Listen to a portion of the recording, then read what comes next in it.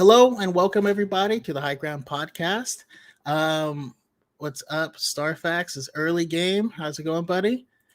Yeah, kind of awesome show because I have brought on all new guests. These are all first times coming out here on the High Ground, and we're gonna get into some deep topics. It's gonna be a lot of fun, and yeah, we'll jump right into it here on the High Ground.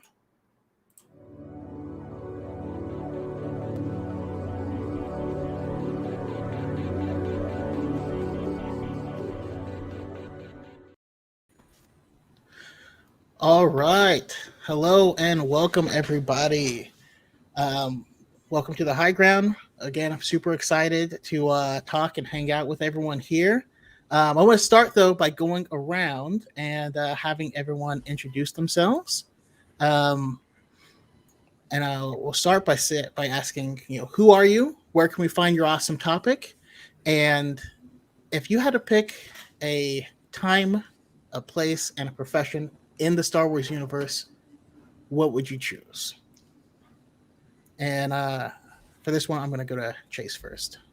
Hey, I'm Chase. I'll be on TikTok at ForwardIntoTheBlack. If I could live in Star Wars, I would definitely live in the era of the New Republic. I'd probably live somewhere close to the Mid-Rim, and I would definitely be like a transport pilot, like shipping Tabana gas, like between systems. Nice. I like it. Any particular era or anything like that? Probably, let's say 50 years ABY. 50 years ABY? Okay. Yeah. Nice. And how about you, Gabriel? Yeah, so my name is Gabe or Gabriel. I'm a college lecturer and all that kind of fun stuff. I do critical media studies and a bunch of other really neat things. So I'm on TikTok at Dr._C, and I'm also on Twitter and Instagram at GA Cruz PhD. So if I had to be someone in the Star Wars, I would like to think it'd be like someone cool, like a pilot or something like that. But I'm a freaking nerd in this life and any other. So probably like an archivist. In my mind, I see myself as like an amateur archivist or maybe a relic collector in the era of the original trilogy. Trying to pick up from Republic era stuff and that kind of thing. Nice. All right. I love it. And last but not least, we have Philosophy with Stuff. Hi, my name's Sufyan. I'm in the process of becoming a philosopher. Long road ahead. I run Philosophy with Stuff on TikTok as well as Freeze Dried DM for D&D and other 3D printing content. In terms of where I'd want to be in the Star Wars universe, probably High Republic era. I think I'd want to be on one of the ships scouting new hyperspace lanes. So, out there in space all the time. Yeah, I think that would be my pick. Wandering the Void.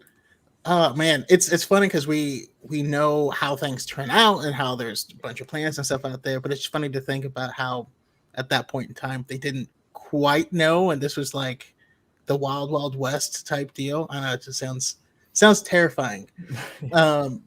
To me, I do feel like I'd be something, relatively safe. I'd see myself as I'd see myself being a small time like smuggler or something like that.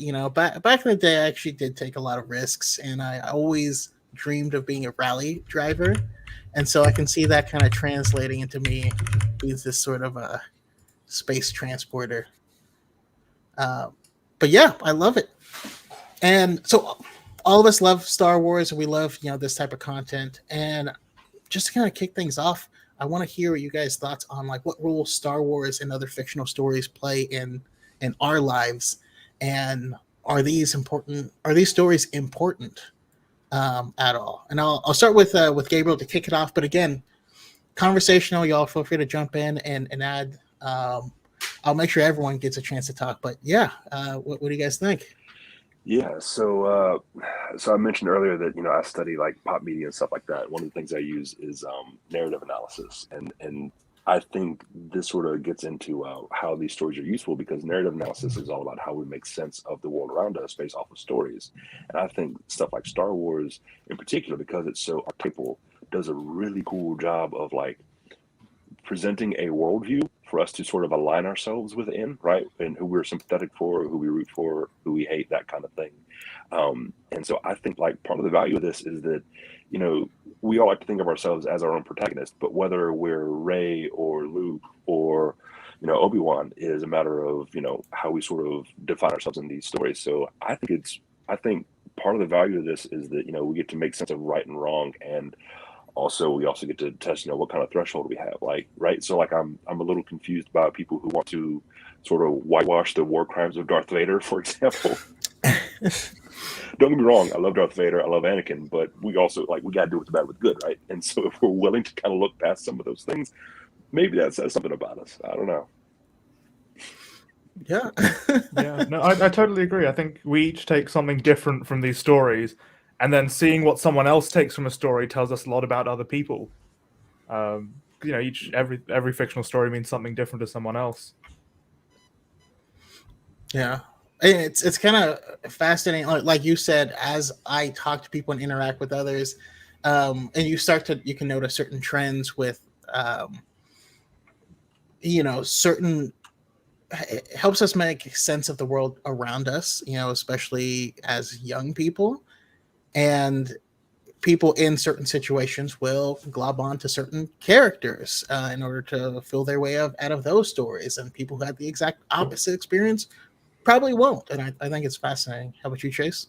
Yeah, I mean, what's so interesting about Star Wars to me is that the Jedi and the Sith obviously aren't real, but we also don't have like a real world comparison to line them up to, because they use the Force and stuff like that.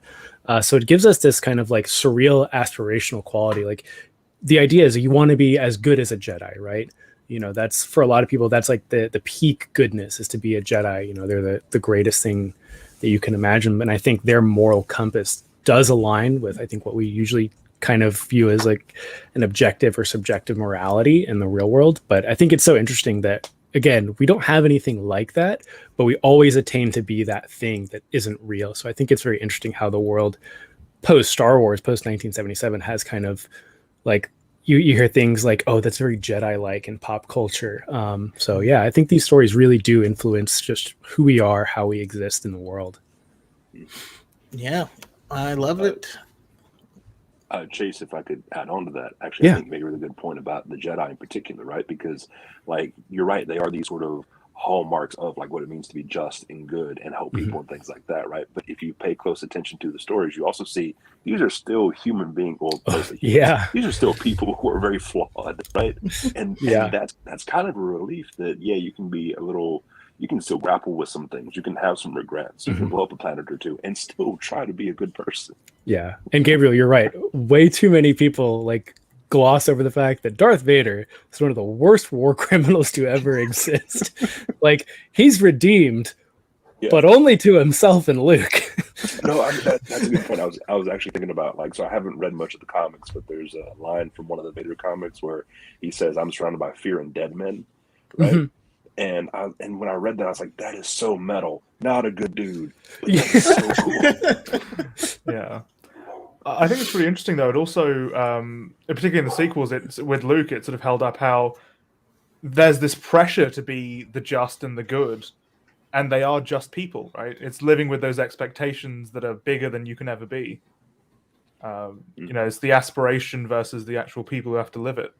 Mm-hmm. Yeah, absolutely. And then real quick, just a real quick housekeeping thing. If you guys wouldn't mind, in the little private chat here, let me know any socials that you want me to plug, or make sure that gets added onto the YouTube video description and all that stuff. Sure. So if you can pop that in the private chat, that'd be awesome. And let's see here. We got just a couple shout outs real quick from the chat. We got a CB in here. He's over in the UK, so it's always very late. What's up, Nidrix? Malik, the Jedi Smart. Man, Malik just recently GM'd a Star Wars tabletop RPG game. We ran a single session. It was me. It was Element 7. It was Kylo Ren. It was we just had an awesome cast. It was B Dazzler. We had a great cast of people, And so the first episode of that's coming up on Saturday. So I'll be releasing that. Nia Antoinette, we got Xanatos in the chat, Darthman86, Higo Damask 27. Always respect the name because that's my boy Darth Plagueis. Saint Pat, Galactic Mermaid. He says, I had a professor who's a huge Star Wars fan, and he really tried to internalize Jedi philosophy. Really showed in how he interacted with the young people. I think it's really cool. And yeah, we can take the good and apply it, even though these things aren't 1-to-1 ratios. I truly believe it makes a huge difference. And then on the conversation of the morality of it, Malik says Chopper has entered the chat. Yeah, Chopper's a monster. The goodest boy. good at murder. He's good at chaos. We'll say. All right. So yeah, I mean, as we're getting into it, I gotta ask you guys your top 3 films in the franchise. Top 3 films and your favorite show. We won't go further than that because we're not going negative here. We're only getting the best of the best. I'll start with Sufyan. Okay, my top 3 movies are gonna have to be Revenge of the Sith, Rogue One, and Last Jedi. And favorite show is probably Rebels. And why? I mean, I think that Rogue One is probably just the best put together of the Star Wars films, in my opinion. I really just like how it all hangs together in a sort of semi-self-contained adventure, but then also manages to add to the world. And I think as far as Rebels goes, it's just... I think it showed us what the Jedi could really be, even after the prequel era, with Kanan in particular and his journey.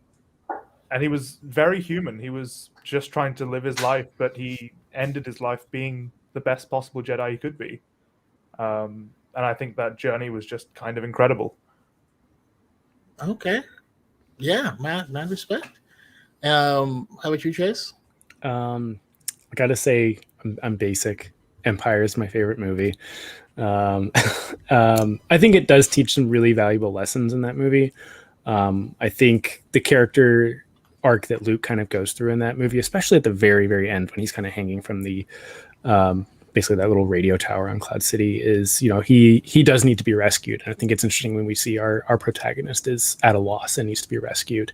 Next to that would be The Last Jedi, because I think how deeply it goes into the philosophy of the Force, and like even touches on some of like the economic stuff with with the X-Wings and the TIE fighters basically being made by the same people. It's just stuff to make you think more about Star Wars as it goes along. And I guess for shows, I'd say The Mandalorian. It's the one show I've actually finished outside the holiday special. But yeah, I do like The Mandalorian. I'm a big fan of Firefly, and it gave me like the best Firefly vibes. Yeah. No, good call on that. I've never even considered it in relation to Firefly, but I could definitely see Mando like being like them running into Mando and trying to get him to join, and he wouldn't at all. No. Gabriel? Yeah, so my number 1 is Return of the Jedi. So I was like 11 or 12 years old when they re-released the movies in theaters ahead of like the prequel trilogy. So like seeing Jedi Knight Luke Skywalker has been burned into my brain. It's superficial as that. It's just him on the skiff at the Sarlacc pit. That is, I'm done. Although I will say that Salacious Crumb is one of my most hated characters in all of any fiction in any media. Because I saw that clip in Jabba's palace when I was like 5 years old, and that critter just scarred me for life. Makes my skin crawl. Never mind all the other weird subtext happening in that scene. Just that one, right? I guess my number 2 is Last Jedi. In particular because like by the time I saw that movie, and I had to watch it a couple of times before I actually came around on it. I am someone who like studies the worst things about humans. Like I study racism in pop media, I study white nationalism, all that kind of stuff. And like it's reassuring that someone like Luke can be as jaded at one point as he is and still maintain hope later on, right? That there is a little mini renewing of the soul arc in that movie. So that means a lot to me, and also just that duel with Kylo is again Jedi Knight Luke is like my favorite thing. And then the last one is Rogue One. I loved it from a storytelling perspective. I thought it was awesome. I do kind of get angry when I think about how they introduced Donnie Yen into the Star Wars universe and then killed him immediately. Yeah. Yeah. And as far as a TV show goes, the only one, like Chase, the only one that I've finished is The Mandalorian. I've been really scared about trying to get into like the animated shows because there's just so much there. So that's one of my like holiday projects is to start and finish one of those. But I really like how The Mandalorian looks at the Star Wars universe from the like lowest possible level, like just like no archetypal figures, no like larger than life fate consequences, that kind of thing. I mean, obviously there's the stuff with the child, sure, but like it's a lot of it's just people trying to survive in the wreckage of what comes after, and I really appreciate that. That's cool. I like that a lot. Real quick, we got Julie Christina in chat saying hi everyone. Not sure I can stay the whole time, but just want to say I'm thrilled to see Dr. C here. That Darth Man with A New Hope, Revenge of the Sith, and The Last Jedi, and Clone Wars being his favorite. Let's see here. We have Burika Wookie here, and yeah, just a awesome group in the chat. For me, The Last Jedi is my favorite. I mean, it's between The Last Jedi and Empire, it flops back and forth, but more often than not, it's The Last Jedi. I am just a huge Luke fan, have been since I was little. That was my hero for the longest time. He's been surpassed now, but just the love for those films is just peak. And then after that is Return of the Jedi. Return of the Jedi used to be my favorite. The ending of Return of the Jedi, I think, is peak Star Wars. Like that is what Star Wars is in my mind. Like when I'm reading books for the qualities, it's this underdog fight, it's space battles, it's 3 storylines happening at the same time. It's the culminates in the good versus evil storyline, which then paves the way for the other ones to smaller storylines to follow. And yeah, it just gives me the best vibes. For shows, I always got to go Rebels. Rebels just has a lot of heart, the found family aspect of it. And for y'all that haven't started the animated stuff, that's okay, right? There's no pressure. I will say Clone Wars does start out a bit rough. You have to remember the animation was not the best. Like when I first saw the Clone Wars in theaters, I hated that film, and I still can't watch it. But also Riff Hampson, he's a big shark face guy, and he's my most hated character in pretty much all of fiction. I just listened to the villains episode, and I heard you go off on him, and I was like, what did he do? So much. I'm halfway through season 4 right now. It does get better. I can say that, but this is like my 3rd or 4th attempt trying to get through this series. I'm like, people like this, don't they? Okay. There are great guides online where it just tells you, like, here are the peak episodes, like main storyline. I'm telling you, hit season 4, it should be fairly smooth sailing going forward. It's getting better. Season 3 really kicked it off for me. And then shout out to Jedi Master to Paul. Thank you so much for dropping some love. Always appreciate it. We're gonna be doing a big ramen party at Star Wars Celebration, so this all goes towards we call them ramen drops around these parts. Awesome. All right, well, let's jump into, we're separated by trilogy, so we can get into like these themes.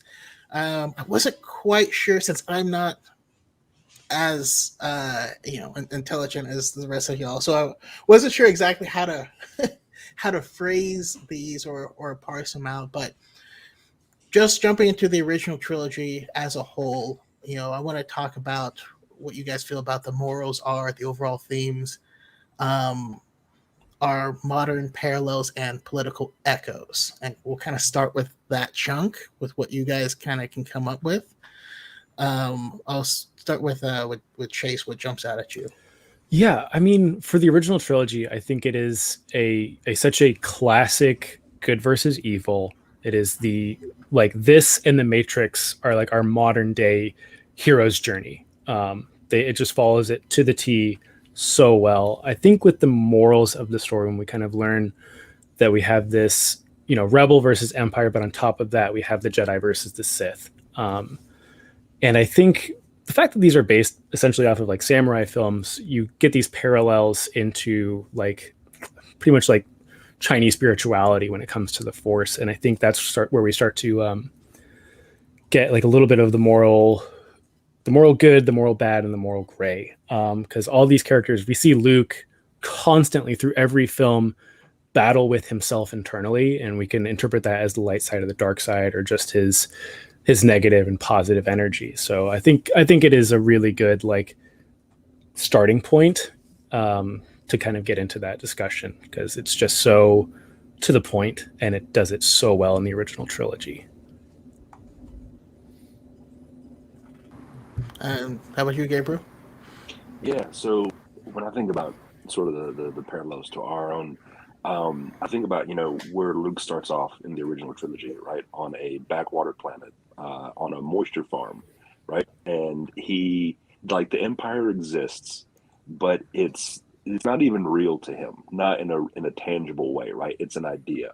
And so I think about how, all of us are on some level like a kid from somewhere, right? And so thinking about the larger than life ideas of like, our own government, our society, our politics, and the stuff that we encounter, and we encounter just the ideas of it and not the real tangible manifestations of it, like the horrors of war or social injustices or things like that, but we still have an opinion on it. So it's for me, one of the things that's interesting about it is how that sort of parallels our own journey towards grappling with some of these things in a more visceral way as we live a little longer and have a little more experience under our belts.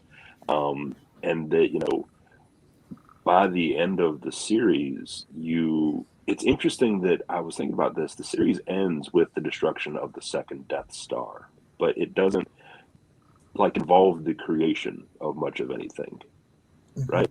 And so, like, we're led to what we understand what the pieces are in the series, in the trilogy that follows. But I wonder about that, about like how it seems so much easier to sort of tear stuff apart than it is to build something new. Whether that's from an artistic perspective or from our own social structures. I'm in education. It's real easy to critique higher education. It is harder than it should be by any rights to create something new that's beneficial. And I wonder if we wouldn't benefit from that sort of imagination happening on screen. But yeah, Interesting. Yeah, I think about that a lot myself, and we'll get more into it when we hit the prequels, because there's a lot of criticism to go around, and then when I ask what could they have done differently, there's a lot less conversation. Like, well, then I kind of get how they, but I feel like statistically, people who use the phrase "bad writing" when describing like the prequels, there can't be that many writers on the internet. I feel like that's kind of a cop-out answer for some people. Yeah. I think bad writing and lazy writing are bad comments and lazy comments. But what do you think, Sufyan? Well, so I think the most interesting thing I find about the original trilogy is the way that Palpatine is portrayed, because he really is evil for evil. Because in a lot of media, you see even in real life, people who do evil things are evil because they are selfish or because they think they're doing good in general, right?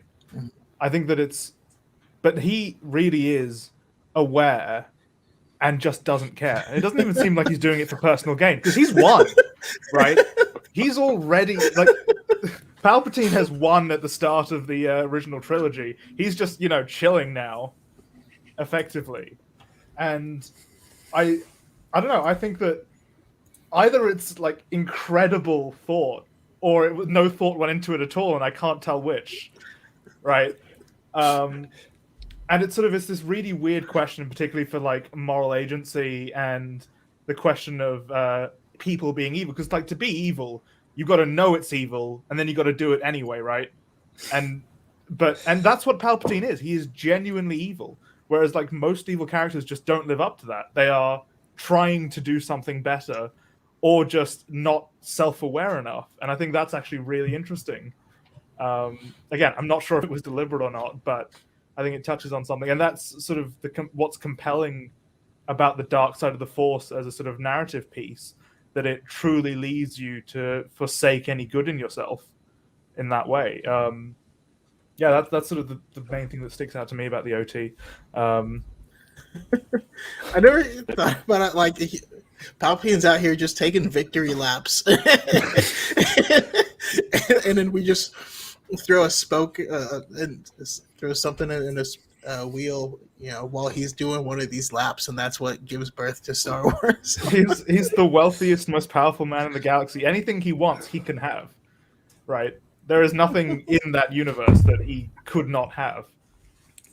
Yeah, he's kind of like it's kind of like you said, like he's almost like this like insert evil person into story, but it actually works so well within Star Wars. Like, yeah, he's just stereotypical evil. He has the evil voice, he has the evil look. No one seems to notice, but yeah, it works so well in that story. So yeah, that's the genius of Palpatine, is just get away with being evil. And yeah, it really gives it fleshes out the Force in terms of good and evil, because it really shows what the dark side of the Force is capable of. Mm-hmm. And honestly, it makes a compelling argument for the Force, because you see how all the heroes on the light side have to struggle with things. Palpatine don't struggle with nothing. Like, there's no internal turmoil there. He's really at peace with his evilness. But this actually reminds me of like a monologue I read in a webcomic where like the villain was saying, "What's so bad about being evil? Yeah, a hero comes along and like takes us down, but you get a good 30 years of doing what you want to do. Like, so there's a bad 5 minutes at the end. It ain't that bad. Worth it." Right? But the other thing that comes to mind is like, and this, I'm sorry, I started cracking up a little bit. But so Palpatine is fetishized evil, right? He is in the like the social theorist perspective of the word, right? So he is like the thing for itself, completely devoid from any sort of nuance or dimension. It's just the thing in and of itself, devoid of humanity. But then that got me to thinking, so does that mean on an alignment chart, like Palpatine is kink evil? Like, following that same line?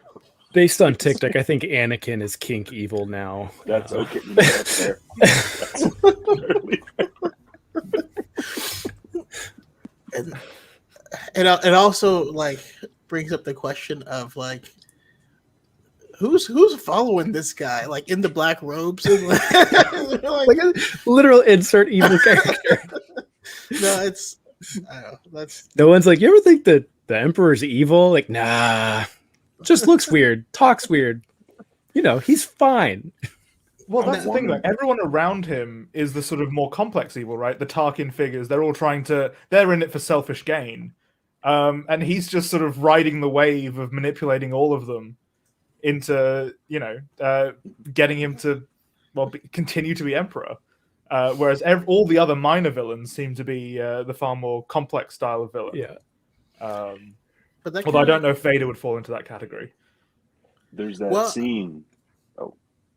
No, go ahead. Y'all interrupt me. I'll stop. I was gonna say, there's that scene in The Force Awakens when like the stormtroopers see Kylo's throwing a fit and they walk away, because like they have a work relationship with this guy, so they kind of know, right? So then like, what's it like for the stormtroopers that are around Palpatine? Are they just like, oh man, he's in a mood again? Like, he's his robes didn't come out of the steam press clean. Like, we gotta give him a wide berth. I mean, Palpatine only has two emotions, right? Happiness and disappointment. And neither of those are good. No. And they often look pretty similar. But Yeah. Oh, all right. So how about we did touch on some of the themes of light and dark, but I mean we can kind of get more into that as well as Anakin or Vader's redemption. What was he redeemed, or what does that mean? And any more thoughts on Luke's journey? I mean, one of the things I appreciate about it personally is um, having Palpatine be that backstop for evil in the story perspective, but not necessarily having that for good. Like you would argue like when Yoda could be considered that, but Yoda was shady, and then he's like, "Did y'all really send me to kill my own father and not tell me?" And then Yoda's like, I'm dying now. Like I got it. I can't hear you over the sound of me dying. Sorry, I gotta go.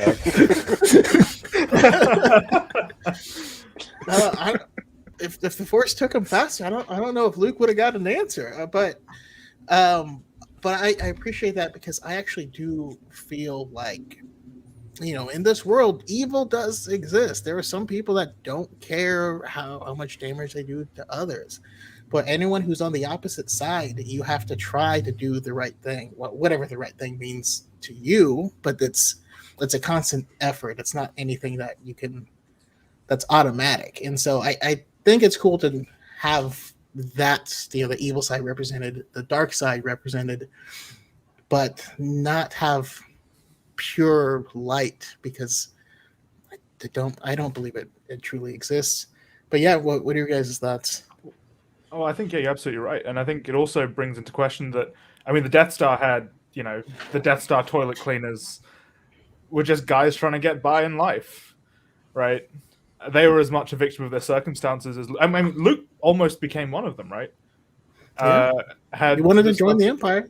Yeah, he would have probably been Death Star technician at some point, or a pilot, and it wouldn't have been any different. So I think it's very interesting because the Rebel Alliance killed a lot of people. And don't get me wrong, the Death Star had to go given it was destroying planets, but it's a complicated question taking out that many stormtroopers because most of them seem to be most of them were conscripted if my memory serves, and they were victims of Palpatine as much as everyone else. Yeah. I think that's what's so interesting about especially the original trilogy, and I think that's why we get so many people of so many different spectrums and ways of thinking into Star Wars, and they can project what they view as to be good or the good guys onto the good guys and the bad guys in Star Wars. Because I mean, if you look at it, even in today's like political climate, you could say the rebellion is a small group of terrorist cells going to take out an evil empire. You can look at that in multiple ways of how we have the news going on today. Like you can compare that to America going after some countries or some countries coming after America, depending on how you want to look at it. Because it is so easy to project on what you think. And again, I think that reflects on how we interpret things today. And especially with Luke's journey, Luke is such everyone wants to be Luke. He's everyone's favorite character because he's from a backwater planet. Just we all have been there, and most of us have been in there in some way. Came from little to nothing, and you rise to greatness. Yeah, I mean, with you saying that about the parallel to like the United States, you look at the Empire, you're like it's half Nazi Germany, half the United States, and that's how you look at it. And you're like, man, it was messed up that they blew up the Death Star. How do you feel about Hiroshima? How do you feel about Alderaan? It is so. I don't want to say that I don't believe that the original trilogy is morally ambiguous, but I think it leaves so much open to interpretation. Yeah. I think that's an interesting point. Because you think about, like you said, the soldiers, even the stormtroopers, were largely conscripted, right? I mean, you had probably some volunteers, but a lot of folks, not to mention any sort of leftover clones that might have made it that far. But it reminds me of actually there's a quote from John Tolkien, who wrote The Hobbit and The Lord of the Rings, that he's writing to his son, and he makes some offhand remark in one of his letters about how there was a trend he noticed of men dynamiting factories and he thought it was a good thing because it saved the environment. And it makes me wonder, like, Tolkien, are you okay with cash freeze? Like, hold on a second. I feel like I need to recontextualize this person a little bit, right? But that idea of like, what is that threshold? When does it become too much? Yep. The Geneva Convention would not have allowed for the blowing up of the Death Star. Does Right. that mean that like it wasn't a worthy pursuit or it wasn't a worthy goal? Right? Yeah. Yeah. I mean, it's if you've ever seen the original Clerks, they talk about it and that of, you're right. You are conscripted to do that. A lot of those peoples were probably contracted through the Empire. A lot of those peoples were just from planets that were occupied by the Empire. And it's just one of those things of kind of how the military industrial complex works today. It's like some people don't really have a choice but to go into the military, whether they want to or not. And I think the Empire works very similarly, but at the same time, if we're looking at it in like the grand scheme of things, you do have a choice whether or not you want to go and take that contract. And, and how it goes in Clerks is like, in your gut feeling that I'm going to go work on something called the Death Star. This might end badly for me, potentially. Do I continue to live this horrible life on this horrible planet, or do I go work on the Death Star? This is a lose-lose situation for me. So it's hard to like cast judgment on them, but it's like, yeah, you do realize like, yeah, you're going into something that's bad. And also if you decide you want to work on the Death Star 2, was it ever called the Death Star though? As the sequel within the world, like it was never referred to officially as the Death Star, though, was it? Canonically speaking, yes. It wasn't not in the film itself, but of course we ended up getting certain things flushed out by other things later. And that's one of my favorite Thrawn lines is because he figured out everything and he's like, so what's this Death Star thing? And everyone's like, sounds kind of bad. I have baddies. Malik in the chat says, after Lost Stars, I never looked at the destruction of the Death Star the same. And Galactic Mermaid says something similar. Lost Stars touch on that so nicely about how evil was taught on the Empire and the backstage of all that without excusing their attitude. If you guys haven't read Lost Stars, actually, I do recommend it. It's a great book.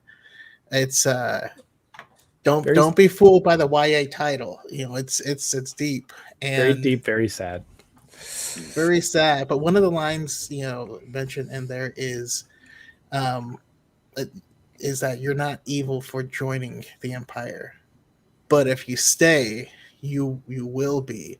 They force you to compromise, and every time it gets easier and easier. By the time you're finished, like you're lost. I butchered the quote, but that's essentially the gist of it.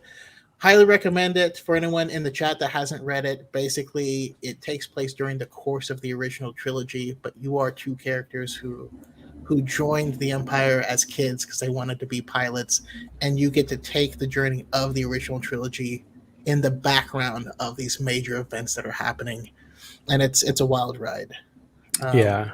I think it's not too much of a spoiler, but at some point the magnetic force field blast door in the hangar of the Death Star is essentially, there's a scene where there's the Imperials are looking out as Alderaan is being destroyed, and there's obviously people from Alderaan in the Empire, and they're watching their homeworld be destroyed, and it is a pretty deep moment, pretty like emotionally draining thing to read. I was going to say that I don't consume Star Wars to cry, but then I remembered Rogue One, so I mean, it's fair. That's there was something I wanted to touch on though a little bit, and that is the idea of that was mentioned a little bit earlier of like you have absolute evil in the form of Palpatine, but we don't really have a antithesis. We don't really have a binary opposition on the light side. I mean, like Chaco pointed out, we could say, well, maybe it was Yoda or any of the others, but they still struggled. They still had things that they did that were sketchy. But that actually, to me, means that what if we don't actually have any embodiments on either side? What if Palpatine was redeemable? What if there was a part of him that was still experiencing some degree of conflict, the way that Vader did, albeit to a much lesser degree, but still, right? Like, does that make the character less interesting? I think in the prequels, I think Palpatine is expanded upon. I do think he is a good example of the embodiment of evil, but I do think, and it's not canon, but the novel Darth Plagueis, I think, really dives deep into who Palpatine is, and he's never a good person throughout any of his storyline. But I think he goes from a bad person to an evil person. I think there is a progression there. I think even in the Phantom Menace, I think he is a bad and corrupt senator with obviously the background of being a Sith Lord, which is pretty terrible. But I think he does progressively get worse and worse. And I think even in Revenge of the Sith, and we can talk more about it when we jump down to the prequels, but we see that facial transformation, and then him, I think, absolving himself completely in the darkness in Revenge of the Sith while taking on Anakin. Yeah. Man. I mean, yeah, I suppose we'll probably get to it. I'll probably say that for the prequel discussion, but I was just going to say, I find that the odd thing about the original trilogy era is that it's oddly devoid of corporate interest. There doesn't seem to be, if you want to talk about sort of the parallels to the US in particular, there doesn't seem to be a corporate interest driving anything in the Star Wars universe. I mean, in the sequels, they briefly touch that people are profiting from it, but people just seem to do things. There's no sort of influence going on behind the scenes. I don't know if that's just because it's not portrayed or if it's absent. I think it's not portrayed in the films. I think at least in the prequels, the Trade Federation and the International Banking Clan are the corporate interests that arise. It's more so in like the legends and canon novelizations that it comes up. But yeah, you are 100% right. Until Canto Bite, we really don't get that touched on. Yeah. That's an interesting point, because now that I think about it, in the original trilogy, commerce is really the sort of realm of the scoundrels and the unethical, right? Like, we don't see, I mean, obviously the Empire is unethical, but we don't see them. That's beneath them. The idea of that you would trade goods for services. No, you just do what we say. And even the resistance, the rebels, you kind of have to, I do wonder where they were bankrolled. Where'd that money come from? But I had the same questions about Professor Xavier from the X-Men, because I think that's blood, but that's a separate discussion. He's like, where did you get Diamond Mind? Don't worry about it. I mean, anyway, I'm doing good stuff otherwise. Inherited a Congolese diamond mine. We're not getting into that right now. I mean, it'd be one thing if we just saw, X-Wing pilots like NASCAR drivers, right, with sponsorship logos all over them, right? Yeah, the Resistance just put up a GoFundMe after Hosnian Prime was destroyed and just bought a bunch of T-70 X-Wings with it. But there is something also to be said of who the camera is following, right? So in the original trilogy and in the sequel trilogy, we're following people from nowhere who have nothing. So I would imagine that corporate interest in that thing would just come up less in their daily lives. Like if we followed Leia, it might be different. Yeah. But while we're on the subject, let's go and jump into the prequels and kind of talk about those. We can hit the full gamut of what I've written here. So I mentioned like the morals, the themes, the modern parallels, political echoes, Anakin's fall and the fall of the Jedi Order. What jumps out at you on this one?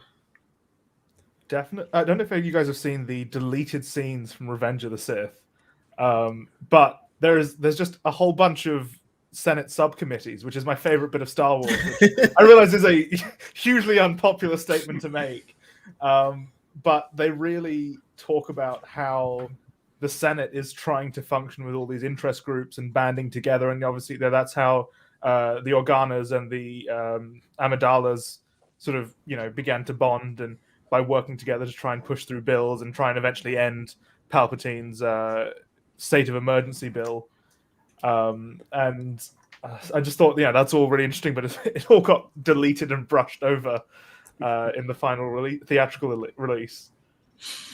There's some behind the scenes stuff about George Lucas and about like, you know, what a madman he is, where you ask him a question like, well, how would this work? And then he comes back with just pages and pages of documentation for like what corporate entities would have had to have been present and do this and their backstories and all the stuff that would never make it into any movie or anything like that. But it's fascinating the level of depth, and I love that stuff too.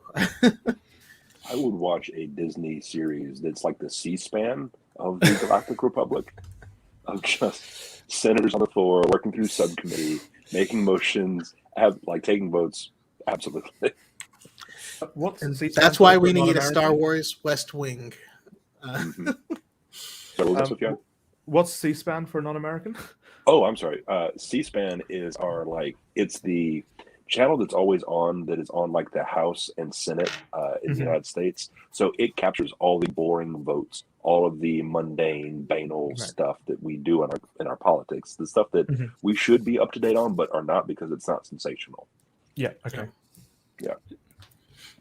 It's very dry and mundane, and I would say my conspiracy theory is that's on purpose. Yeah. Yeah. I mean, originally all the news channels were required, but now have turned into entertainment shows that are not required, and that's why things are pretty wild over here. But no, same price as Bail Organa, West Wing. I think that's what we need, is like Bail Organa and like just what's going on in the Senate during that time period, because you know there's a lot of intrigue and crazy stuff going on. Yeah, and it'll be us and like 12 other people that'll watch it, and then it's like, we're never doing this again. I think one of my favorite bits is in the first Thrawn book. There's this whole section following to be Governor Price and her rise to power following going through Coruscant, and I was like, turn that into a whole series, please. Yeah. That was interesting, except for the start where they're like, I'm gonna spray you with drugs, and you're like, that's not how this works. Yeah. You're busted now. Really? Okay. Sounds a good trip. I do think, though, like as far as the morality of the prequels, I think an interesting thing to look at is just the Jedi Council on its own, because I think you have like this division in the Jedi Council where you have you have Qui-Gon and Obi-Wan that exist, obviously, but then you have Mace Windu, Yoda, Kit Fisto, and Plo Koon, which are all like these like very positive like examples of what the Jedi at least should be to what is represented in the galaxy. And then you have like Ki-Adi-Mundi and Pong Krell, which go the opposite direction of, yes, these are Jedi masters, Jedi generals, they're on the council, but they are definitely favoring the Republic. They have their own self-interest to go into, which inevitably leads to the downfall of both the Jedi and the Republic. And it's one of those things of, you would say, like, do the positive people have a moral obligation to uphold the Jedi and what it should stand for? It should stand for, I always say, when Obi-Wan says, my allegiance is to the Republic, to democracy, I'm like, no, your allegiance is to light and life. And that's part of why I think they fell, is there was not enough moral obligation, which I think people could take one way or the other. And just to kind of add to that, to me becomes a question of, because I do see a lot of blame for the Jedi, and I think they do have, there's a lot of blame to go around, but do the specific actions of a single Jedi condemn the entire order, or is I don't know. I think there's a lot of fresh stuff there. And real quick, Gazelle in the chat says, "How dare you utter Pong Krell's name?" I think a lot of what happened between episodes 2 and 3, the Jedi didn't have that much control over who became a master, because a lot of masters died in the Battle of Geonosis and in the next few years after that. I mean, Coleman Trebor in particular, but the strongest Jedi. The strongest Jedi. The Leroy Jenkins of the Jedi. But the friction of losing lots of leadership relatively quickly meant that you were promoting people basically, extremely quickly. Putting a lot of Jedi up on the council, which can't be good for Right. Yeah, you got to put who you can. You put the most senior Jedi, and that doesn't necessarily, and particularly with the pressures of battle, you want people who can lead, not necessarily those who are going to be most attuned to the Force. The pressures, aren't necessarily their fault for the Jedi Council being what it was in the Revenge of the Sith. That sort of reminds me of some critiques I've heard of like Winston Churchill, that as a right as a leader, not that great on the whole, but he was meant for fighting Nazis, so that was his one moment to shine. So, like, if you take that approach to the Jedi, okay, so you have Jedi who are maybe not the most attuned to the light side, but they're the ones we want in battle. So then, who does that mean that we're elevating here, right? And in terms of the Padawans who then look up to them, and the sort of trickle down effect of like, what does their influence become when they are elevated to a particular status in this, horror, this horrific thing that's happening. But the other thing that comes to mind is that, so I heard someone describe Socrates once as a great man, but a bad father. And I feel like that's the thing. Socrates was a dad when he was doing all this stuff, getting publicly drunk and yelling at people. That is my professional opinion as a doctor. But that's not dissimilar from the Jedi. Like, they're great heroic figures. They are dedicated to their craft and their philosophy. But when it came to a sort of nurturing instinct, I think that a lot of them were removed from that. And that's not necessarily a huge criticism. It's just a mortal foible, right? I mean, Yoda wouldn't necessarily have been a good father, but the idea that they are raising these kids from youth into becoming fully fledged adults, it's like Qui-Gon. Qui-Gon seemed like he was really open to a lot of things. Probably wasn't great about like getting the kid to bed on time and making sure they did their homework. Well, it's pretty crazy, right? For most kids, right, the big pressure coming from school and all that, your academic performance, and your emotional needs are taken care of by your parents, but your lack of emotional needs is what was rewarded by the Jedi, right? Being detached from your emotions was a way to progress through the Jedi Order, which creates this sort of crazy, perverse set of incentives where you don't want to express, you don't want to reach out, you want to make sure that you're appearing to be the perfect Jedi. And that's just it. Yeah. Sorry, I didn't mean to interrupt. Well, but another question though that kind of proposes to me is, a lot of the Jedi's beliefs are based off of like Eastern religions or concepts of Buddhism, Taoism, the Samurai's code as well. And is it not trying to be tied down to physical objects or wanting things, trying to free yourselves from those needs? Is that inherently bad or wrong, or is that a Western lens to look at Eastern philosophy? I don't know. I'm just I don't think it's bad or wrong. I think the route to which you get there is the concern, right? Because that was kind of the thing with Anakin. He had a lot to deal with, and ultimately arriving at a place of calm and peace and tranquility, what could have been very emotionally healthy for him. But he wasn't doing that. He wasn't, at least not on screen. He wasn't dealing with those feelings. And then we saw that, clearly the kid had some PTSD. We saw the way he snapped with like the Tusken Raiders and things like that in a way that was also traumatizing for him. Right? Not only did he just murder a whole, slew of people, but he also then dealt with the grief afterwards. And we are not led to believe that he had the sort of emotional equipment to deal with it. So I don't think it's a bad thing that like this is the ultimate goal. I wonder if maybe the Jedi rewarded shortcuts, because ultimately that sort of serenity and peace allowed you to be more in tune with the Force. So it was a short-term payoff with long-term repercussions, if that makes sense. Yeah. I think with the fact we have in this era, we have the Republic and then we have the Separatists, and again, I think we have that projection of who's the good guy and the bad guy. Obviously, in the movie, the Republic is portrayed as the good guys, but when we dig, as far as I've dug into the Clone Wars and some of the more expanded universe of it, you realize that a lot of the reasons people joined the Separatists was because they were using droids and not people. They weren't genetically mutating, DNA to fight, and that seemed morally more justified to them. And so I think that's interesting that we have kind of like that parallel, and kind of like what we said about, how do we get there? And I think we have characters like Qui-Gon, Obi-Wan, and Yoda. They are our spiritual guides throughout that trilogy. And I think if we follow them, we get there in a positive way and in a way of good morals. But we see Anakin does not follow Obi-Wan in the end, and it leads him down that path where he ends up being Darth Vader. Just on the point you're saying about seeing it through a Western lens, notably the Buddha didn't start to look for enlightenment till he was already grown up. He was in his 20s, I believe, and I think the age he was quoted to have found enlightenment was 35.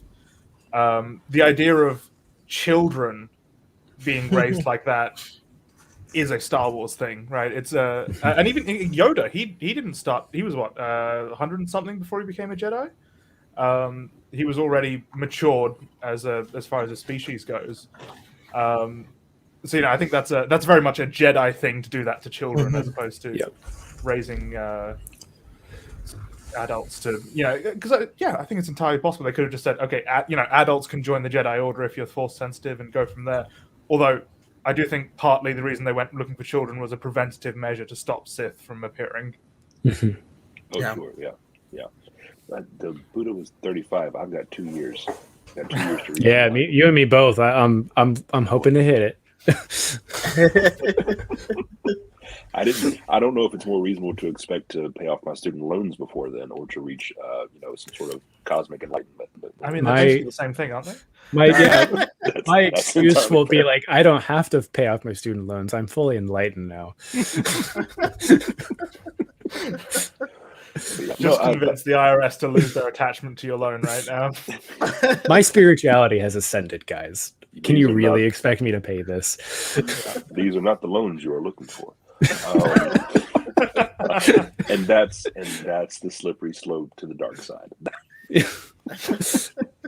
No, but Sufyan, I think you make an interesting point, especially about the idea of like it being a preventative measure, right? Because they are trying to make sure that like some kid doesn't grow up, more traumatized than they would have ordinarily, and feed to the dark side. Because I mean that's a totally normal thing to expect, right? Yeah. But again, like you say, taking that very adult, matured perspective onto an age when you're still a developing upper primate for intents and purposes is not exactly a recipe for success. Yeah, there's definitely a middle ground where you offer support and help for force sensitive identified kids, right? You make sure they're still being looked after and keep tabs on them. You don't need to necessarily bring them in, remove them from their families, indoctrinate them, etc. Because then again, having a kid who discovers he can mind trick his friends in school is like dangerous. Oh yes. Yeah. What middle schooler, given the opportunity to use any inkling of force abilities, would not become a tyrant? Like 1 in 100 maybe. I got an A on that test. I showed up for school yesterday. I mean, we've all gone up to like those automatic doors and waved our hands to try and open them, right? I still do it. What are you talking about? What do you guys think about? We had the separatists that separated. Separatists separated. I feel weird saying both of those in one sentence. Anyways, so you had them, leave the Republic. Most of those that you'll see in that whole separatist alliance were non-human species. For one thing, they all tended to be Outer Rim worlds. But really, they kind of just wanted to take their own destiny into their own hands. However, that whole movement was also being co-opted and exploited by all these huge, corporate entities, as well as we can't really say one side was good or bad because they're both being controlled by the Sith at the end of the day. But I'm curious if you guys have any thoughts on kind of that separation. I think. Go ahead. I was going to say, I think the CIS probably have a legitimate cause. Whether or not it was conducted with legitimate manners, because, I mean, Dooku was a war criminal, right? And whether or not they chose the best means is arguable, but I think that there's a good argument for secession, particularly in a galactic context. We see secessionist movements in our world all the time. and I mean they're always pretty painful, but in the case of isolated whole planets, there's definitely a case to be made that secession should be both legal and there should be a mechanism for it. I don't know if the Republic. I haven't read the Republic Constitution. If it comes out, I'm definitely going to read it. But I don't know if there's a provision for secession in there. Yeah, no, I agree. I do believe when we look at the systems individually, like the systems that seceded from the Republic became part of the separatist movement, I don't believe they are to blame at all. I think they're fully justified in what they're doing because they probably had some pains with the Republic that it wasn't working for them and it was a detriment to them to be in the Republic. However, on the Republic, we do have the Jedi, which for all intents and purposes, we would say are the moral high ground here. And then on the separatist side, they are being led essentially by Dooku, again, a war criminal and a Sith. But what's so interesting is that among all of this, you have Palpatine at the very top, which he is essentially in this world's real manifestation of an like Illuminati type figure of he is controlling all of it. I think we do see the real world repercussions as that manifests itself, which I think is an interesting thing that they did in the prequels. So this kind of reminds me of something that is an interesting piece of history, and that is that so if we read the separatist movement and that it's mostly non-human species that are siding with them, and if we look at that through the lens of like or through an analog for like race or things like that with our own world, it reminds me of the Black Panther movement and a lot of the civil rights movements during the 1960s and 70s in the United States, which were the subject of COINTELPRO. And if for anyone who's not familiar, COINTELPRO was the counterintelligence program by the FBI, where they systematically infiltrated just about every civil rights organization, especially the Black Panthers. And at one point, I think the Black Panthers had most of their chapters had more federal agents that were undercover than non-federal agents in them. And it was all orchestrated to, put an end to the civil rights movement as it was, being made manifest, in particular because they were concerned about what they referred to as the Black Messiah, someone who could unify, a lot of the different organizations. And in that way, it becomes really difficult to blame people who get caught up in those schemes because they're just, good faith joining an organization because you want to, advocate for your own rights or whatever needs are not being met. But it is insidious, and unfortunately, that's what we see in Star Wars is obviously a much more hyperbolic illustration of that. But at the same time, it's rooted in some degree of reality. Yeah. Are you saying that is why I want to see Blue Marvel make it on? But no, that's a fascinating look at it as well. I'm also curious about, we have people who are universally hated, like Pong Krell, which if you haven't watched Clone Wars, then you may not be familiar with. Not a good dude. Chase, you've passed that point, yes? I've gotten through the Umbara arc in the Clone Wars, so I know all about Mr. Krell. All I know about Pong Krell is what Darth Chaco and Professor Kev on TikTok have said. He's a little bit of a stinker. Yeah, more than a bit. But he's looked at with more disrespect than someone like Count Dooku, who is far worse in every way. Actually, Pong Krell did what he did because he wanted to join Dooku and wanted to impress him. And why is that? Why is what's the difference here? Why is Anakin seen as redeemable when they do worse stuff than I'm curious if you guys have any thoughts on that. Was Anakin redeemable? Yes. Spiritually redeemable to Obi-Wan, Qui-Gon, Yoda, and Luke. To everyone else, no. I mean, there's a difference between are they redeemable and did they deserve redemption? Those are two different questions. Mm-hmm. Yeah. Yeah. I kind of love how it's put in the book Bloodlines, where Leia is like, Luke says that he returned as Anakin. I just remember the guy torturing me. like that's not my dad. Like, you're not my real dad. It was not redeemed for her and for a lot of people. But like Luke, who's like the only person that saw it, he's like, oh yeah, no, he was good at the end. And like, just trust me, bro. Do you think Luke would have felt that way if he'd known that Anakin had slaughtered a room full of children? Yeah. I think some of that stuff probably got swept under the rug. I don't think Luke would have. I do think Qui-Gon and Obi-Wan would have. I think because they knew Luke, when they knew Anakin as a pod racer, as a Padawan, and as a Jedi Knight trying to become a Jedi Master, I think, and especially when they knew there was something wrong, because they faced off against Darth Maul, and they all learned of Palpatine in the end, and Anakin's fall is Palpatine's grand design. There's still a choice. Anakin always had a choice, and he chose the wrong path. So ultimately, it's his fault. But yeah, I do believe that Luke, I don't think if he knew all of the things that Anakin did, from from honestly Attack of the Clones up until Return of the Jedi, I don't think he would have, but he didn't. But I do believe that Qui-Gon and Obi-Wan, and even I think in some ways Yoda, did forgive him, and after everything, which I think speaks volumes about their characters.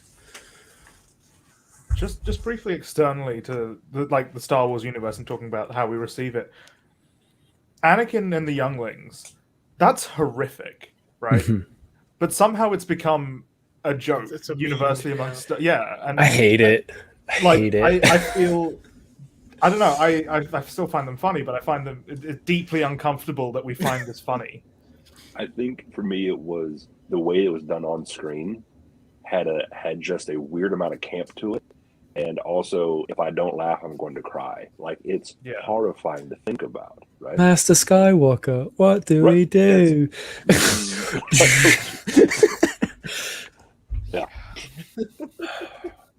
But no, the sequels are the worst films of all time. I still feel a little guilty about I didn't edit with the song "Let the Bodies Hit the Floor" in the background. Does Choco deserve a redemption arc? Is now the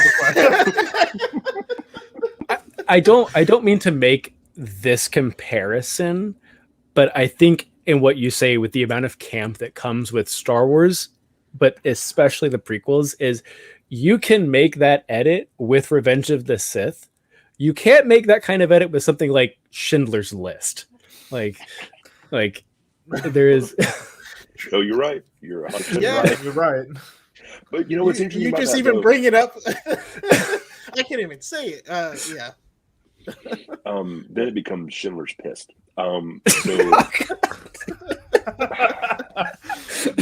It's okay, guys. I study American Nazis. Anything inside of me is dead now. So, but this is interesting in this trope, like Sufyan brought up, that it's become a bit of a unfortunate running joke. But also, he slaughtered Tusken Raider children too, and we don't care. Like the tragedy there is not that he murdered them; it's that he feels bad about it, the way it's represented on screen, right? So, I was just going to say that it kind of makes this point about who it is we are and are not encouraged to relate to. I'm sorry, Chase. Yeah, I think this is kind of touches on like the modern parallels, is because we look at the Tusken Raiders and the Sand People as essentially the others. A lot of people, the way that Star Wars, the films, and most of the media around Star Wars has portrayed the Tuskens, they are literally the others. They are not the same as us. They are not of the same standard and of the same class. So when Anakin slaughters them, I think the way that Star Wars has portrayed those people, we are not allowed to care about them. Do you think it would have been different if they had faces? 100%. Yeah. 100%. I think it would have been different if they spoke English. Yeah. Or even subtitled their words. Something. Yeah. I think if he would have went to the camp and he would have come out of that tent with after watching Shmi die, which also we do have a pure light side person it is Shmi Skywalker. That's a fair point. But if you would have seen at least one of the Sand People without a mask, I think that scene would have hit so much harder. If it was just a person, just like a human female under the mask, I think you would have realized. I think that would have changed the whole feel of A New Hope as well after that. But we didn't. We just see them as they're masked beasts in those films. Star Wars has this really interesting thing, which is almost like the opposite of the Game of Thrones, right? Game of Thrones takes a little bit of violence and makes it super horrific. And Star Wars takes a lot of violence and somehow manages to make it for kids, right? And it hides it. I don't want to say well, because I don't feel like the well is the right word here, but it somehow manages to hide all of the horrible things that go on in the world while still having them in your face. Yeah. And I think I think that's important to some extent for a younger viewing audience to see stuff like that, and then when they see bad things happen in the world, can at least parse out like, oh, this is similar to this thing over there. But you're I mean, if just one of those same people, helmet was off or mask was off, and that person was a human, was a human brunette woman that would essentially look like his mom, it would be very, very different, and it would have just taken the story in a different direction altogether, Yeah. All right. Is there any last thoughts on the prequel trilogy? I wanted to wrap it up and then hit the sequels before we jet out of here. My only thought is that I think that this all makes a really good point that redemption arcs are not absolute points. They are subjective to what the audience brings to the table and what the characters feel. So when we talk about like who deserves redemption, it's not a fixed absolute kind of thing, at least from a narrative perspective, I think. Yeah. And just on the topic of Sand People, right? I think it's very hard to think about Sand People being murdered and not think about the Iraq and Afghanistan wars, right? Yeah. The obvious way that I mean, I don't know if you've ever had the opportunity to watch media from other countries, but it is not PG, right? They will show you what's going on, and it's kind of like the sanitized version of Western media is what we get in Star Wars. Yeah. I mean, a lot of that does trickle over to the States, depending on which outlets you're looking at, and it's horrible. I am getting a Discord call. Dismiss that, sorry. And this is something that, it is something I genuinely don't know, and I think Chaka, you might have an answer for it, is I've always felt that there's Sand People and Tusken Raider, and I've always felt like one is a more appropriate word to use, and one is, I think, meant to be almost treated as a slur, and I've never been able to figure out which one it is. Because we've never seen anything from their perspective, and so we're not meant to care. I don't know. I don't have the answer there, but I will say it was refreshing in The Mandalorian when you had Din Djarin chilling with him, and you're like, oh yeah. There's a part in the first KOTOR when you do have the option to have a dialogue with them if you have HK-47 in your party, and you do realize that and there are women, and I think purposely because I think Attack of the Clones had just come out, there are women in that settlement. And you do have the option to not Anakin Skywalker them, which I think was an interesting take that story arc took. Yeah, we choose who we humanize, and probably shouldn't. Moving into the sequel trilogy, and from a political aspect, I think only Canto Bight was. Really, I don't think there was much by that, even though there are so many agendas in it. But I'm curious of your guys' thoughts on the sequel trilogy with its morals, overall themes, parallels, and Rey's journey, Rey and Kylo Ren's journey. They keep making Latinos into ex-criminals, and it's frustrating. Yeah, they do. Even in Rogue One. Yeah. Cassian, Poe. I love so Cassian. Close. We were so close, and they're like, yeah, He's a drug dealer, and you're like, what? look, I consider Chewbacca an honorary Latino, but he might have the cleanest record out of anybody in that. But yeah, I was going to say that I heard a take that is not original to me, but I can't get it out of my head, and that is that the First Order is to the Empire what American Nazis are to the Third Reich. Yeah, absolutely. Yep. And so through that lens, the idea that like Starkiller Base was derivative, it's like, oh, okay, no, that makes sense to me now. So yeah.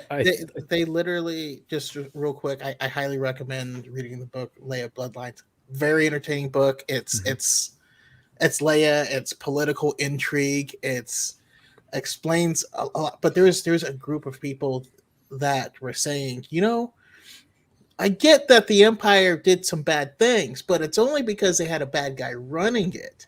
We can bring back a lot of this stuff and, just not have a guy like that running it, and everything will be great. Right, guys? That's literally the thing behind it. And you're like, oh my God, what is this? Like, there's some, and I reread it,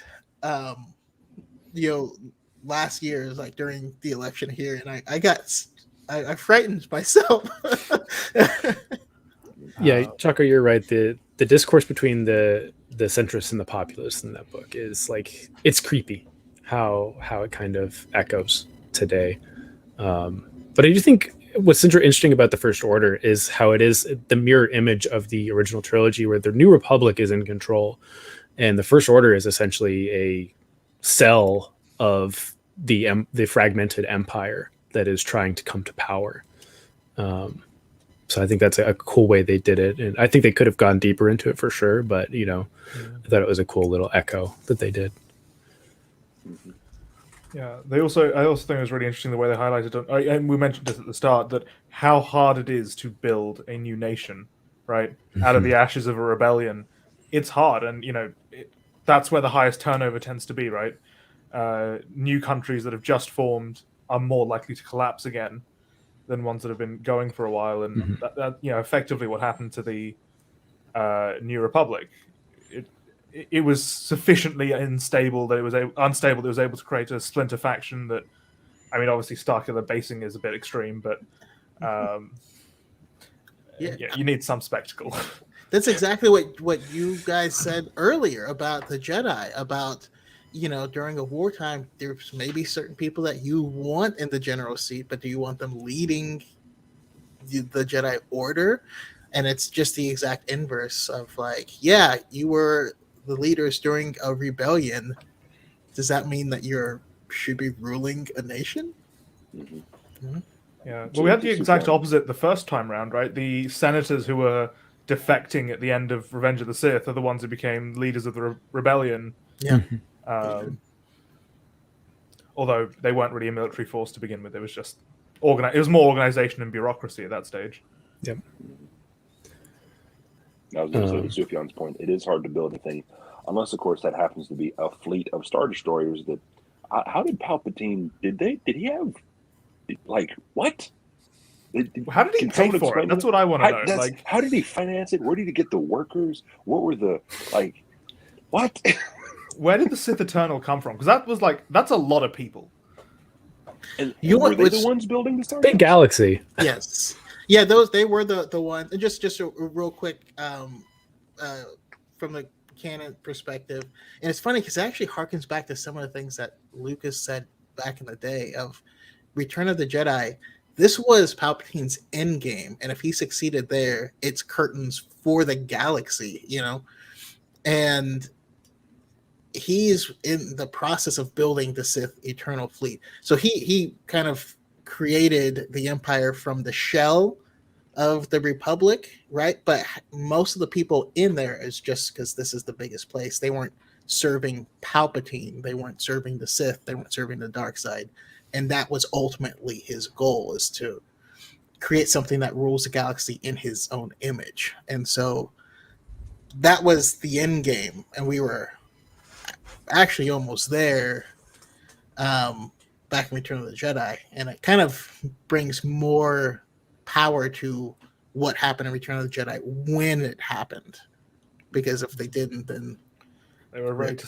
The red paint was all ready to go. They were going to redo all the stormtrooper armor, and so ready. Just with the decals on the side, fresh out the shop. Yeah. I mean, I do think the thing that gives me the most like chills of like, oh man, like, because I do feel what the sequels did so well is I think they made the First Order feel more systematically evil than the Empire. I think with Hux's speech in The Force Awakens and how, I mean, honestly, just the acting alone from Domhnall Gleeson doing that of just like, I know exactly who you're channeling there, buddy. But he did it so precisely that to me, I think one of the biggest successes was the First Order felt truly evil, and anyone within the First Order at like a higher level was, I think, more insidious than those in the Empire. Especially knowing like they built 2 Death Stars and you're working on a 3rd one essentially. It was like distilled Empire. No, go ahead, Gabriel. I was going to say that's a really good point because, to chase like what you said, they're building a 3rd Death Star. They saw what the other ones could do, right? Mm-hmm. They still want that kind of power, which sort of echoes what Chaco, what you were saying earlier about like, no, what if we do it again, but right this time, right? Like, no, you took away the wrong lesson. Mm-hmm.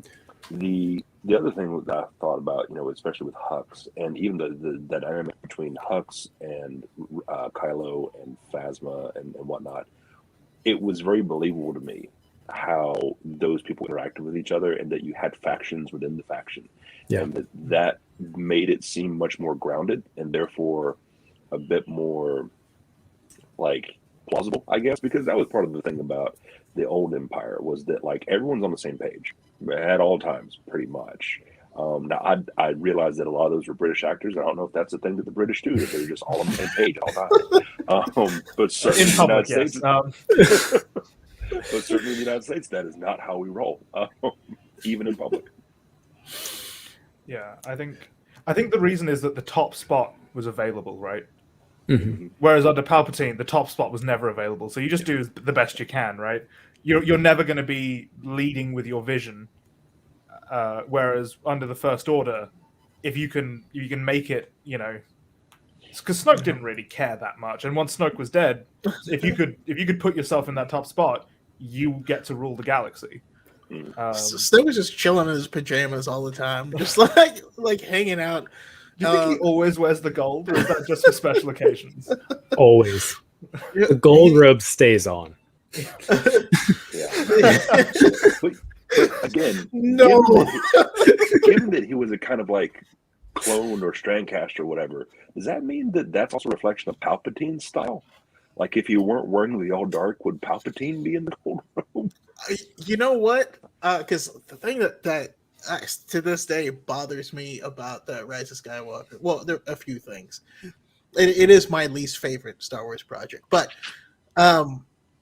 when Palpatine like siphons off the power, and all of a sudden he has the red robes that was like they look amazing and super comfortable. I just don't know where they came from. Were they prepared? Did they fall from the ceiling and he just kind of slip into them like off screen? Was it the last High Ground podcast you were saying the Sith like half of your Sith training is preparing for dramatic entrances? Yes, 100%. A little bit of context, I think, just to touch on like the final order, like the Star Destroyers in the fantastic trilogy Alphabet Squadron. We do find that Palpatine was systematically finding essentially the most despicable people within the Empire at the very end. And I believe that will bring context to how that final Sith order came to be, is that was all being put into place before the Battle of Endor, because of just the way that he was preparing for Operation Cinder and the way he was literally looking through the ranks and finding psychological profiles and stuff like that, to make sure that if anything happens to him, that evil will continue. Yeah. Oh man, such a good book.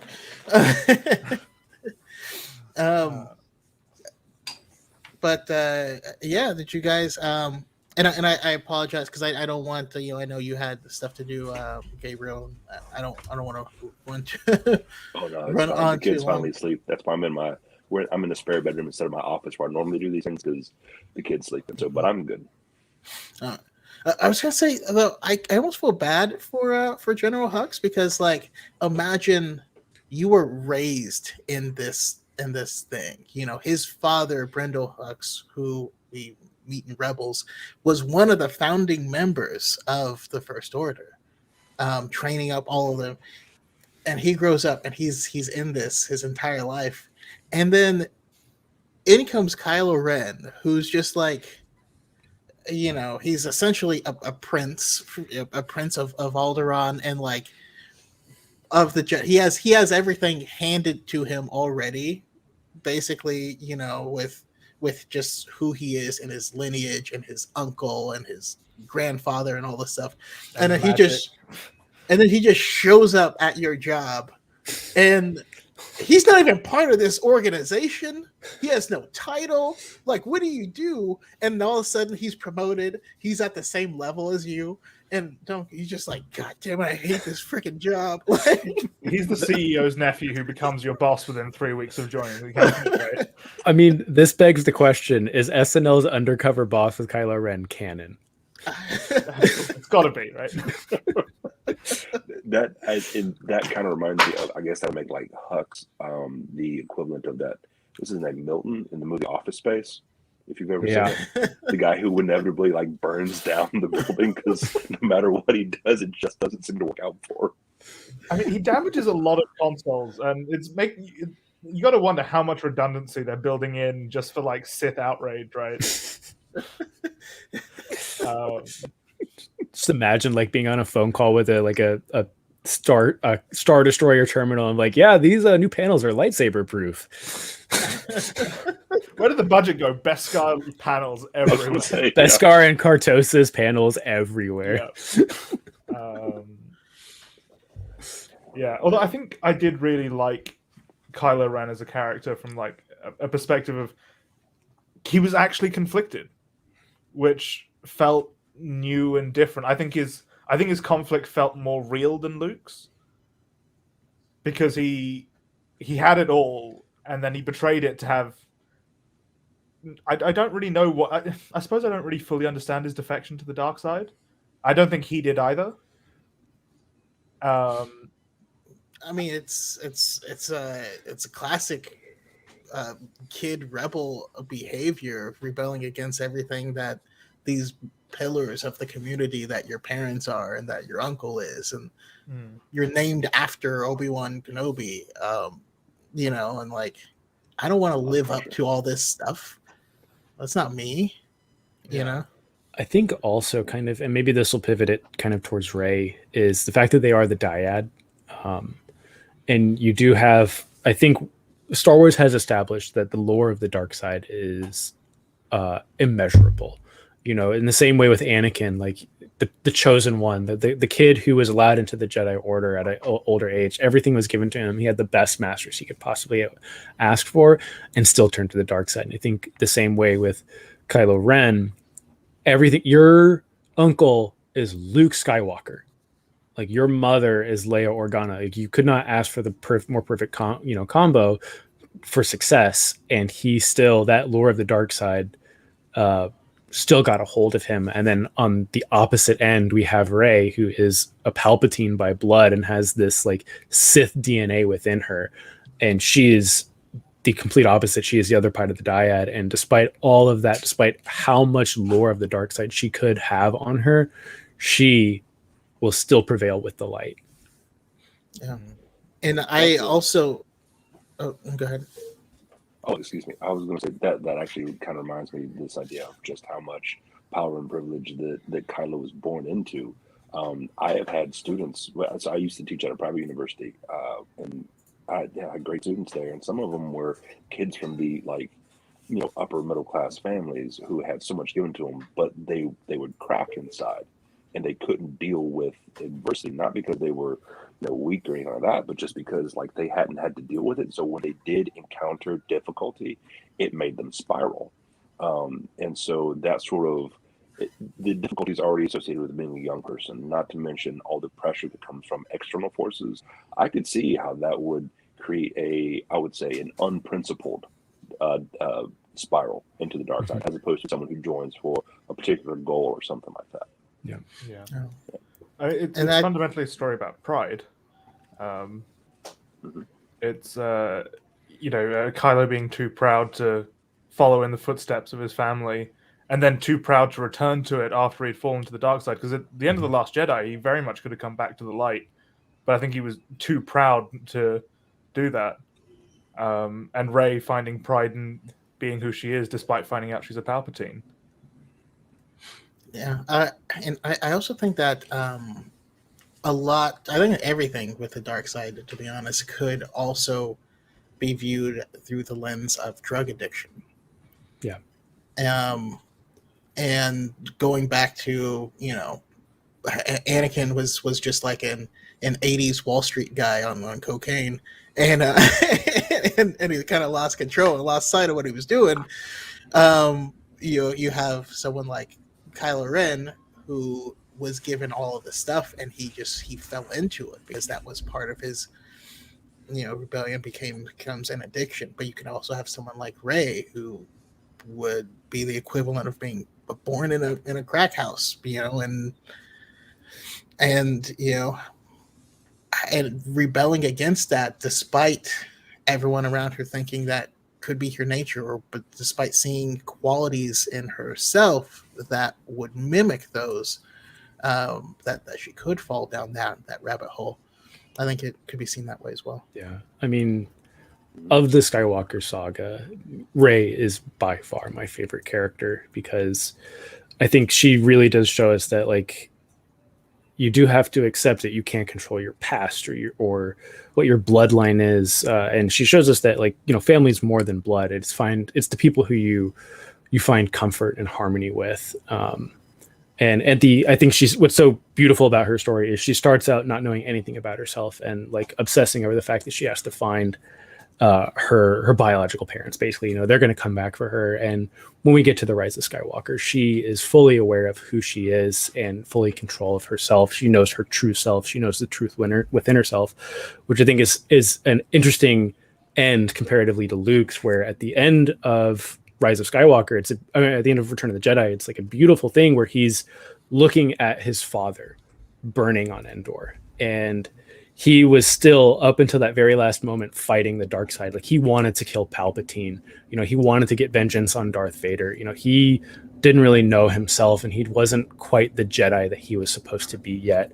And just the look that even Mark Hamill just portrays, at the very end, is he still has a journey ahead of him, and it's going to be rough, which is, I think, in the EU, we get so many stories about Luke turning to the dark side, because up until that very last moment, he's still being tempted by the dark side, whereas Rey has found that solace and that completion within herself. Yeah. And in the EU, Luke always has that fear going all the way through Fate of the Jedi that he could fall again. Yeah. It makes me very excited for any potential stories that will involve Rey after Rise of Skywalker, and having what I think will be this pillar of light, where Palpatine was the pillar of dark. Rey will become the pillar of light. I mean, her name's literally Rey. Rey is sunshine. Actually, Chase, what you're saying reminds me of something interesting, and that is that I had not considered that one of the hallmarks of both Rey and Luke, and this mirrors something that obviously Anakin fails with, is the ability to encounter the dark side and grapple with it successfully. Whereas we see that a lot of the other Jedi, try to shun it as much as possible. They try to remove themselves, that kind of thing. But when Luke is swinging that lightsaber like it's a baseball bat, and he is just hammering into Vader, or when Rey summons the Force lightning, right, which was a skill that she didn't have prior to that moment. Both of them, obviously we see it more with Rey, but they sort of grapple with that. And they're able to rebound from it, and that is a much more, I would suggest, sort of an emotionally healthy thing, right? As opposed to just secluding and walling off that aspect of yourself, which I think Anakin attempts to do, then does poorly, and then the flood breaks through.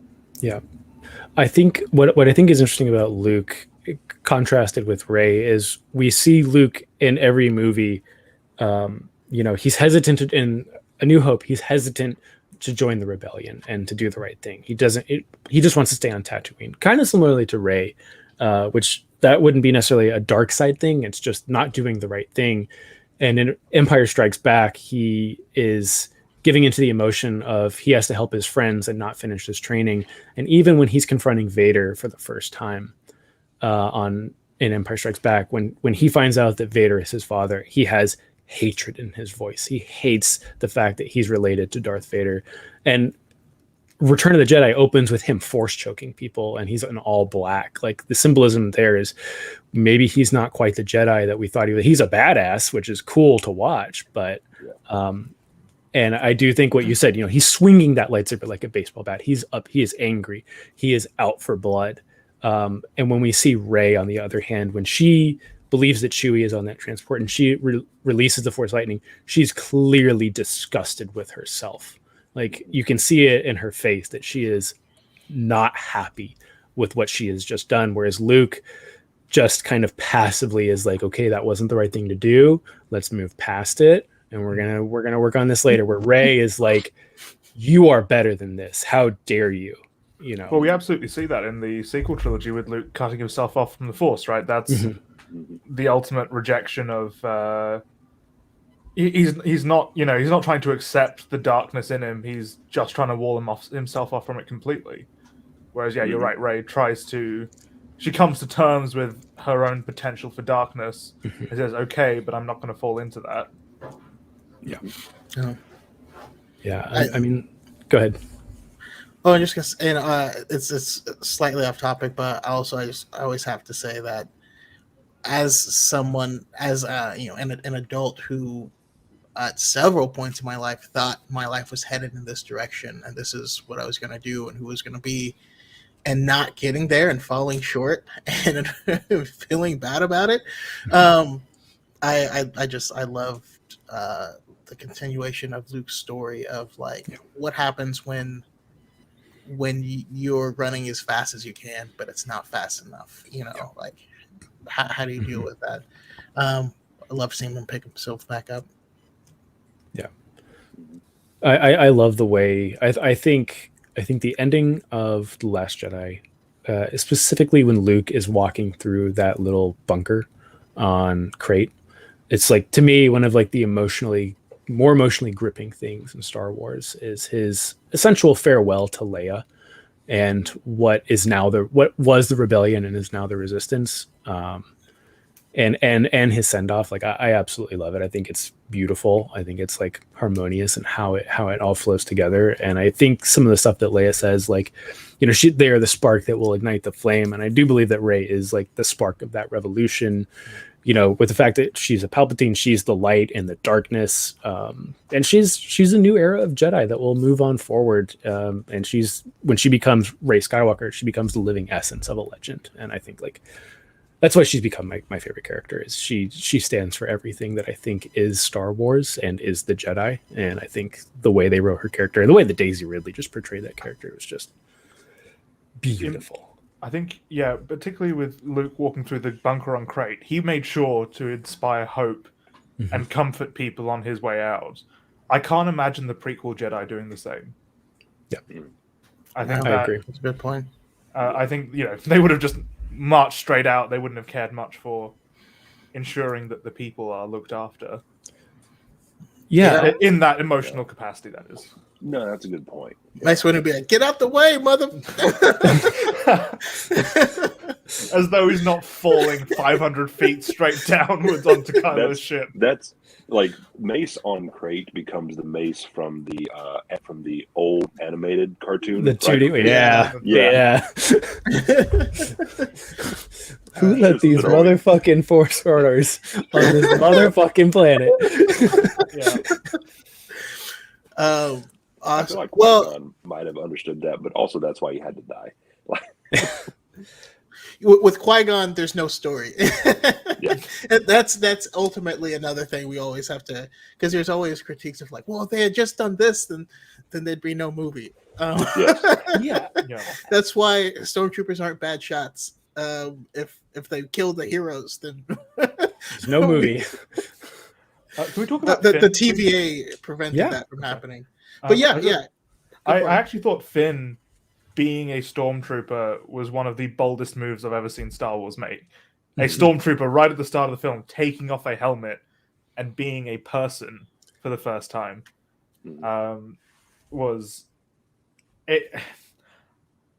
As we talked about, sort of the sanitization of violence earlier on, all of a sudden, all those stormtroopers became people. But again, in the sequel trilogy, it kind of felt like they didn't either. Finn was the only stormtrooper who was a real person. I don't know how they pulled it off, but I don't think I ever thought twice about the other stormtroopers other than him. There was one that made me think twice, and that was the guy who squares off with him at the battle at Mascanadas, who calls him a traitor, because something in the delivery of that line made me think, oh, you knew him, you had some kind of connection, whether it was an interpersonal one or even a parasocial one where they were at a distance. But I agree with what you mean, because it's a great way of pointing out that this is a dehumanizing structure, but there's still humans underneath it. Yeah, and also in The Last St. Jedi, Pat's showing troopers bleed for the first time. Yeah. I think in The Last Jedi, the sequels, Boba Fett, Captain Phasma, at the end of The Last Jedi, we do see her helmet crack, and there is a human eye under there. And it's obviously, we don't get to see Gwendolyn Christie's face, but again, there is a person under there. And I think it is the opposite thing of there is a person there. That person does believe all the things the First Order believes.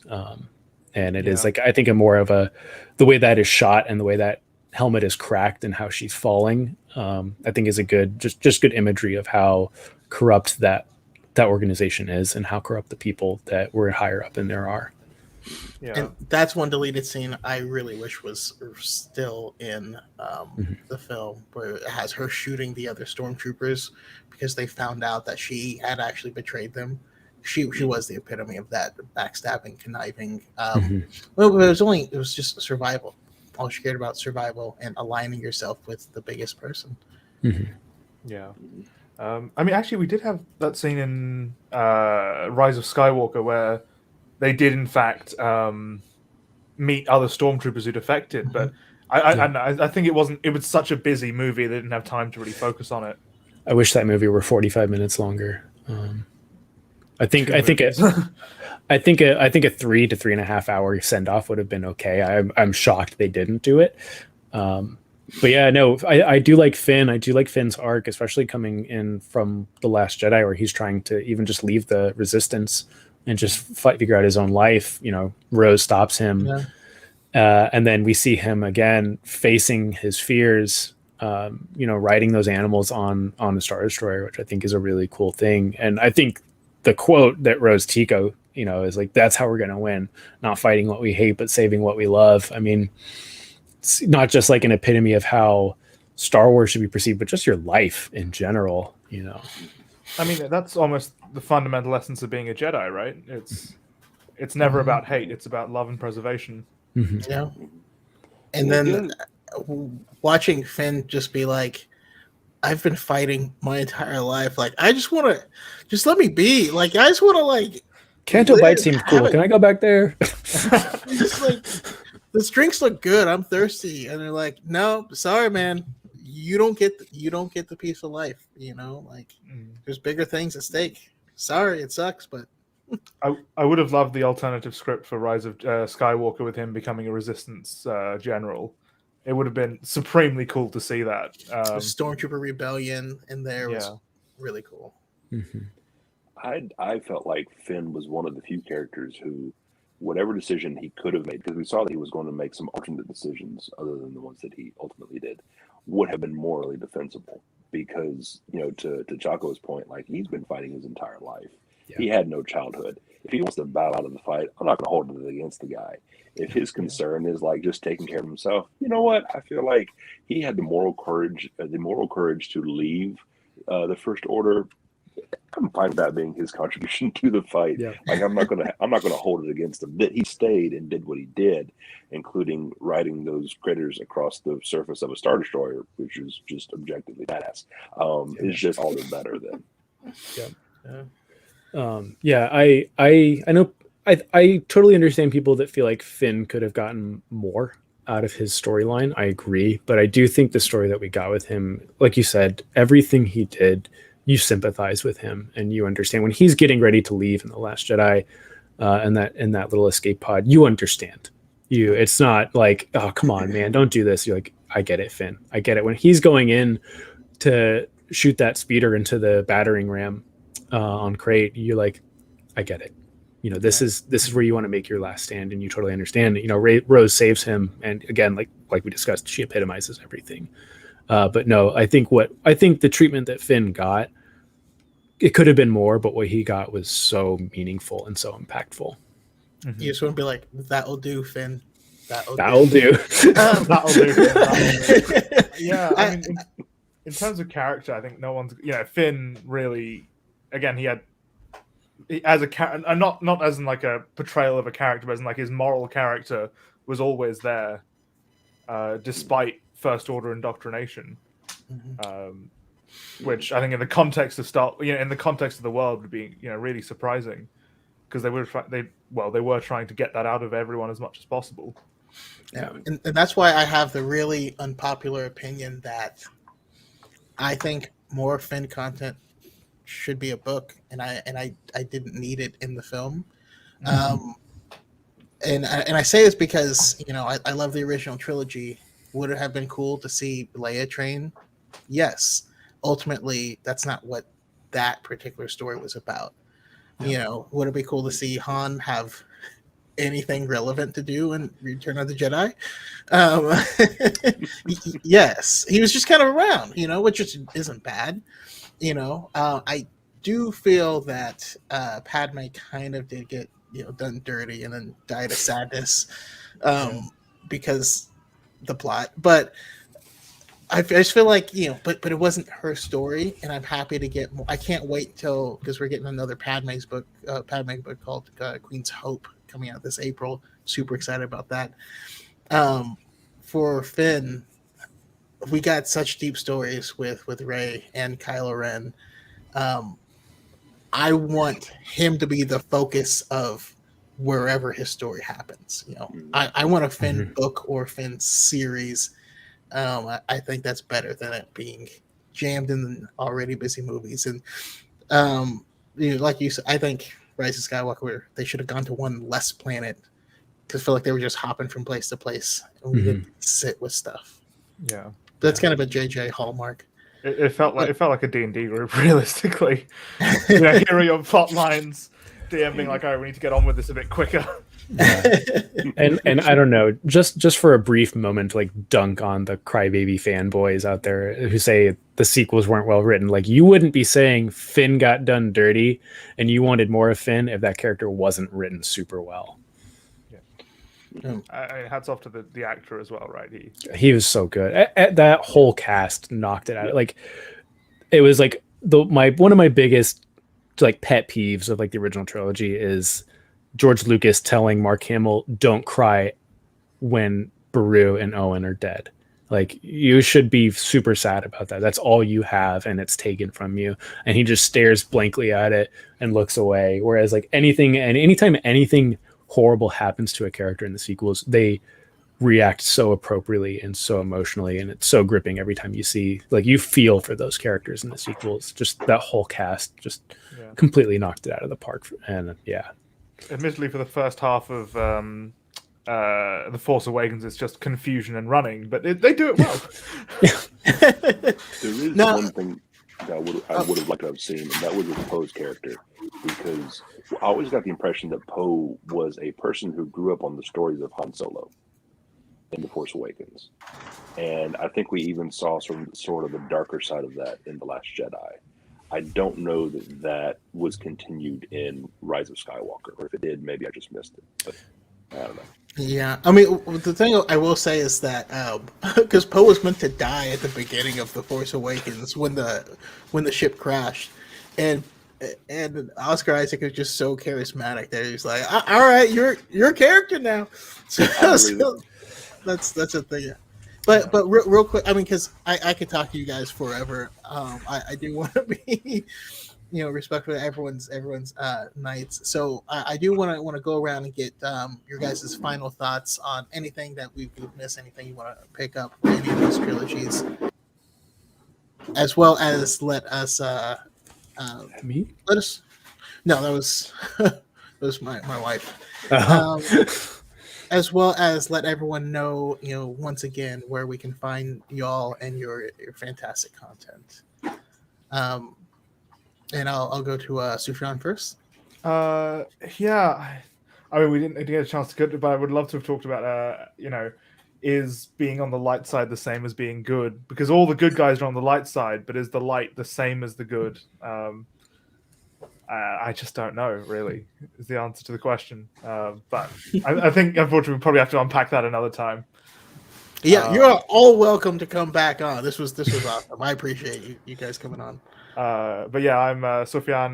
You can catch me at Philosophy with Suf or Freeze Dry DM on TikTok, depending on what you're looking for philosophy or looking for D&D and 3D printing. Yeah, that's me. Awesome. I appreciate it. And Chase?